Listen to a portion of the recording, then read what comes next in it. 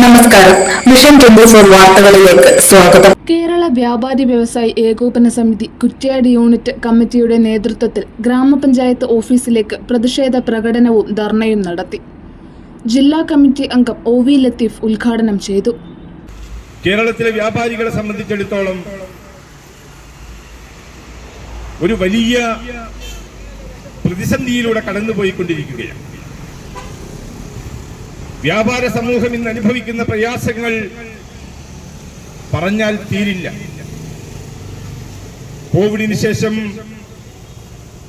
ലോകത്തെമ്പാടും വ്യാപാര മാന്ദ്യമുണ്ട്. എന്നാൽ കേരളത്തിൽ അതിരൂക്ഷമായ വ്യാപാര മാന്ദ്യമാണ് അനുഭവിച്ചുകൊണ്ടിരിക്കുന്നത്.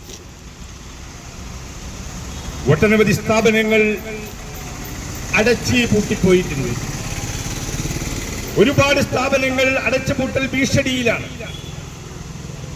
പുതുതായി ഈ രംഗത്തേക്ക് ആരും തന്നെ കടന്നു വരുന്നില്ല എന്നുള്ളതാണ് സത്യം.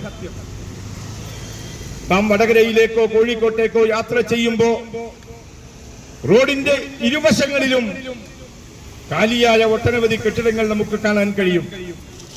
ആ കെട്ടിടങ്ങളിലൊക്കെ തന്നെയും കെട്ടിടം വാടകയ്ക്ക് എന്ന ബോർഡ് വെച്ചതായി നമുക്ക് കാണാൻ കഴിയും. വാടകയ്ക്ക് ആളുകൾ കെട്ടിടമെടുത്ത് കച്ചവടം ചെയ്യാൻ തയ്യാറാകുന്നില്ല. വ്യാപാരി സമൂഹം എന്ന് പറയുന്നത് കേരളത്തിലും ഇന്ത്യയിലുമെല്ലാം അതിനെ പരിപോഷിപ്പിക്കേണ്ടത്, അതിനെ നിലനിർത്തേണ്ടത് സമൂഹത്തിന്റെ ബാധ്യതയാണ്. അതോടൊപ്പം തന്നെ ഭരണകർത്താക്കളുടെയും ബാധ്യത. കിളയിൽ ജമാൽ അധ്യക്ഷത വഹിച്ചു. VG ഗഫൂർ സ്വാഗതം പറഞ്ഞു.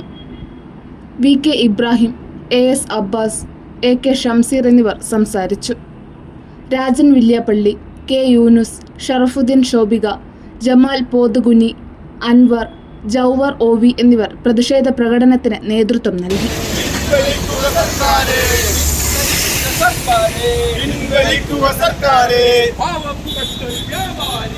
പാവപ്പെട്ട വ്യാപാരിക്ക്